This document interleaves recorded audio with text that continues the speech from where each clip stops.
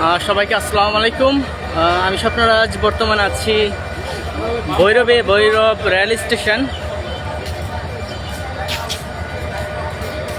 আমাদের ট্রেনটা এইটা সম্ভবত আসতেছে, এই ট্রেনে ঢাকা যাব।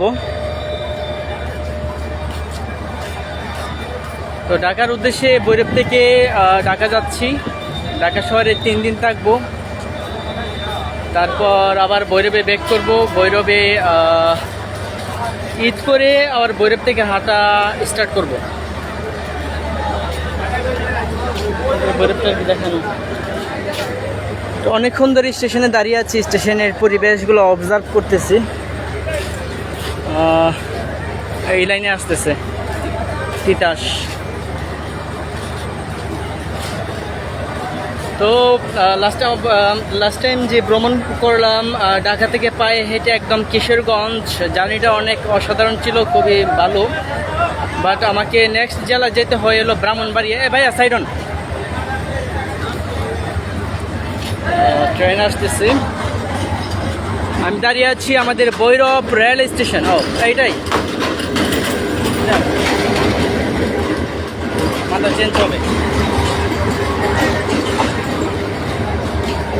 ভাই গাড়ি কে চলে আসছে, এটা কি ঢুকবে? গাড়িটা আমাদের গাড়িটা এখনো ঢুকে নাই।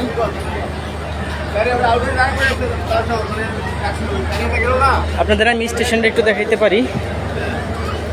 স্টেশনের পরিবেশ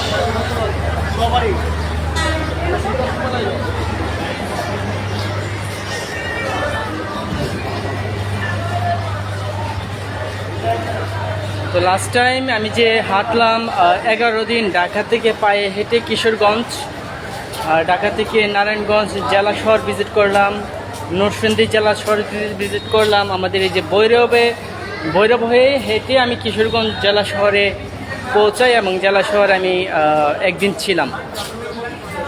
তো আমাকে নেক্সট জেলায় যেতে হয় ব্রাহ্মণবাড়িয়া।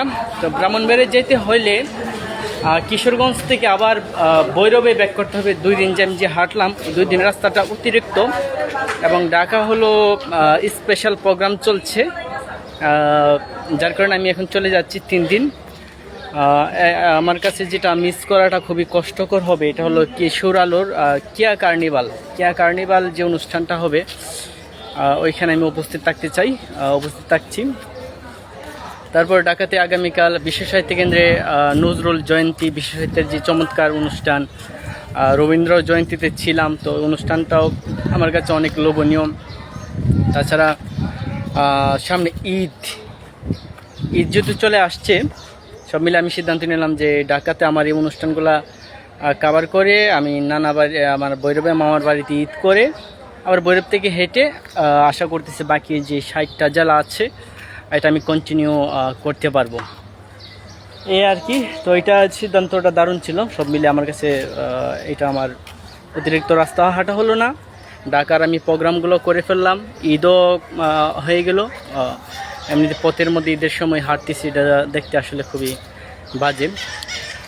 যাই হোক, আমি এখন দাঁড়িয়ে আছি আমাদের যে ভৈরব রেল স্টেশন।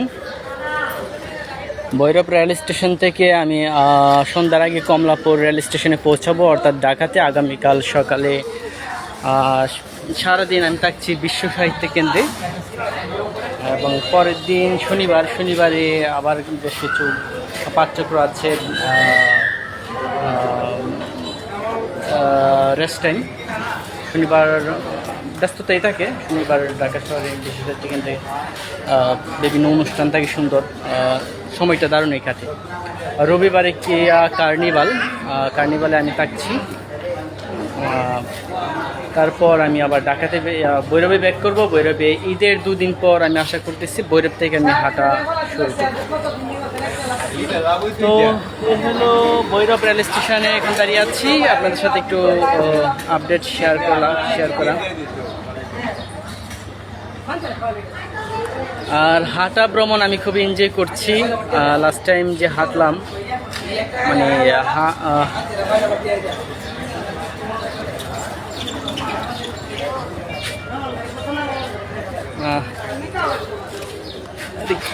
স্টেশনের মধ্যে কত ধরনের মানুষ, আর কিছু কিছু ঘটনা খুবই বিরক্ত লাগে, দেখতে খুব খারাপ লাগে। একটু আগে একটা মেয়েকে লক্ষ্য করলাম যে মাথার মধ্যে কিছু সমস্যা আছে, হয়তো ঘর থেকে একা চলে আসছে, তার পিছনে এক দুইটা ছেলে এখন কথা বলতেছে। তো আমি পুলিশকে বললাম, বিষয়টা জানালাম। তো তারা বলতেছে যে যদি কোনো অপ্রত্যাশিত কোনো বিষয় যদি তাদের চোখে পড়ে তাহলে তারা কথা বলবে, তাছাড়া তো তারা কিছু বলতে পারবে না। যাই হোক, এই দৃশ্যগুলো দেখতে একটু খারাপ লাগতেছে।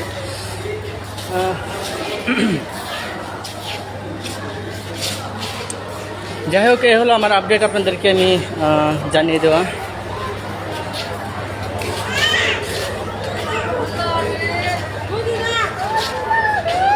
ভৈরব রেল স্টেশন ব্যস্ত।